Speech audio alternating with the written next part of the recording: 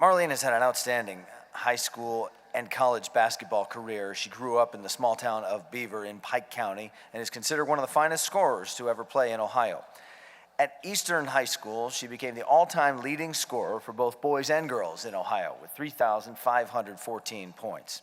She averaged 28.4 points per game as a freshman, 34.7 as a sophomore, 40.3 as a junior, and 42.5 as a senior. A four-time Southern Ohio Conference Player of the Year, Marlene also averaged 7 rebounds, 7 steals, and 6 assists per game as a senior. She was a 2-time Division III Player of the Year and was named Ohio's Miss Basketball in 1993. She earned Kodak All-American honors her senior year, and her name currently appears more than 30 times in the OHSAA record books. Stollings began her collegiate career at Ohio State University, where she was a 2-time scholar athlete for the Buckeyes. Marlene then transferred to Ohio University, where she earned first-team All-Mid-American Conference honors after finishing 8th in the nation and leading the league in scoring at 23 points per game her senior year. She served as a team captain for the Bobcats and earned Kodak All-American Honorable Mention honors in 1998. She remains in the Ohio University record books with 10 three-point baskets and 41 points scored in a single game. A school record 87 three-pointers contributed to her 642 points, the third highest total in OU history. In her honor, February 19th was declared Marlene Stollings Day in Pike County, Ohio. Marlene held assistant coaching positions at 5 Division I programs before serving as head coach at Virginia Commonwealth and Winthrop Universities. She was named head coach at the University of Minnesota during last year's offseason and took her 8th-seeded team to the NCAA tournament this year, her first NCAA appearance as a head coach. And for her efforts, she was a candidate for Big Ten Coach of the Year. For her great achievements we just listed, she is in now the Ohio Basketball Hall of Fame. Marlene Stollings. He forgot to mention I have a lot of arthritis in my right arm.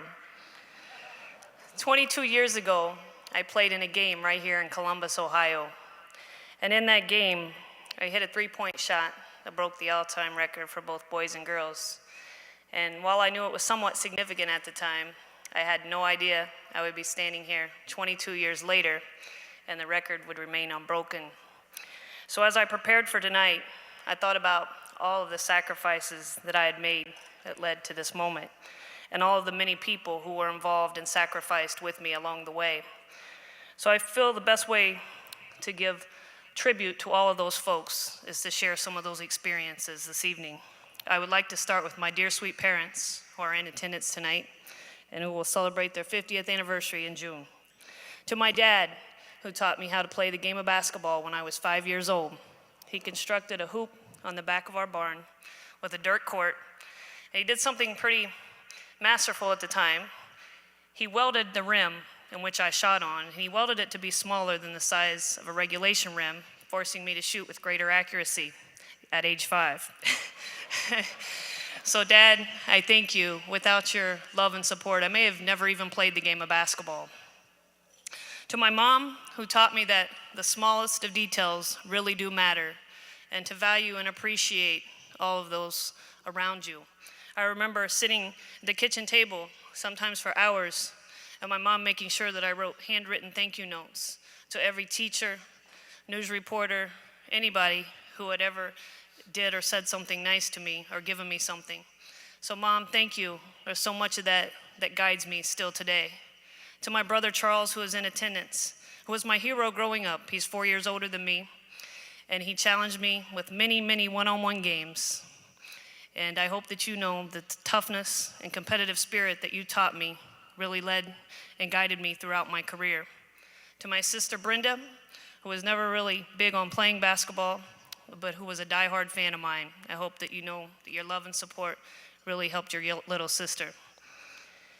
To my cousins, many of whom are in attendance tonight, I thank you for including me. I was often the youngest and the only girl, as many of my cousins are male.